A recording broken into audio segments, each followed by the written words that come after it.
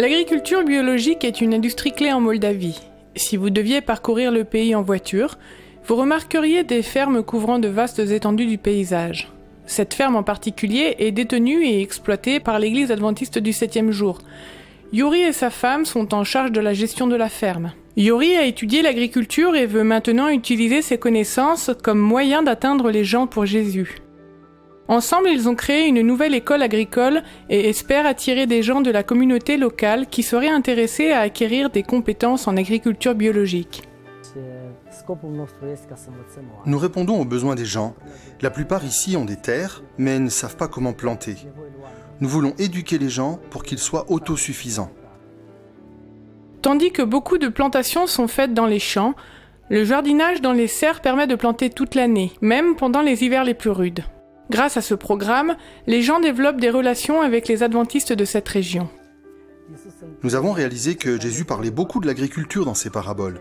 Et nous avons constaté que lorsque nous enseignons aux gens à cultiver ces plantes, nous ne pouvons pas éviter de parler de Jésus pendant que nous travaillons.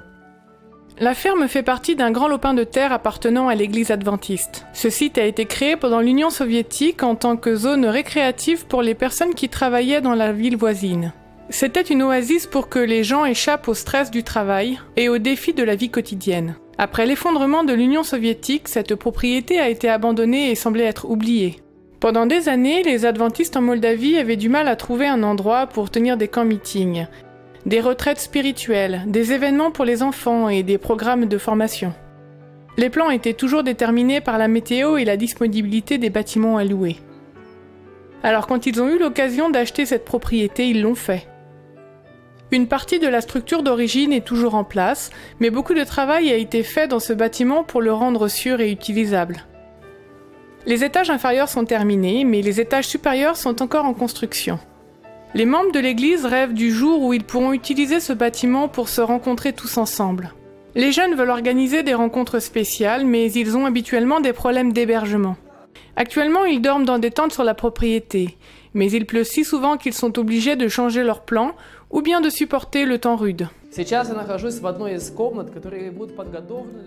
Nous sommes actuellement sur le site où les chambres seront construites pour les jeunes et les enfants. Avant, il fallait s'inquiéter de la pluie et de la météo. Nous attendons avec impatience le jour où nous aurons de meilleures structures pour le couchage et vos offrandes contribueront à leur construction.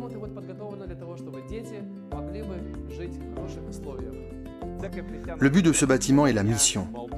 Avant, c'était pour le repos et la relaxation. Nous voulons toujours utiliser cet endroit pour que les gens viennent se reposer, mais nous voulons aussi qu'ils rencontrent et connaissent Dieu ici. Ce trimestre, une partie de vos offrandes du 13e sabbat aidera à compléter l'espace de vie de la zone du dortoir de ce bâtiment. Les jeunes pourront programmer des événements avec certitude. Ils seront en mesure d'accueillir des formations missionnaires, des programmes santé et d'éducation, et d'autres événements pour inviter la communauté à faire connaissance avec les adventistes locaux. Des programmes comme ceux-ci favorisent un sens du service missionnaire. La Moldavie est l'un des plus petits pays de l'ex-Union soviétique. Peut-être que les gens du monde n'en ont jamais entendu parler. Mais nous sommes si heureux que toute l'Église mondiale soit impliquée dans ce projet. Nous sommes très heureux que les gens prient et aident à accomplir notre objectif ce 13e sabbat. C'est aussi un défi et une responsabilité pour nous de le faire fonctionner parce que vous mettez votre foi dans notre travail. Priez pour que Dieu permette à l'œuvre en Moldavie de croître. Merci de soutenir des projets comme ceux-ci par les offrandes du 13e sabbat.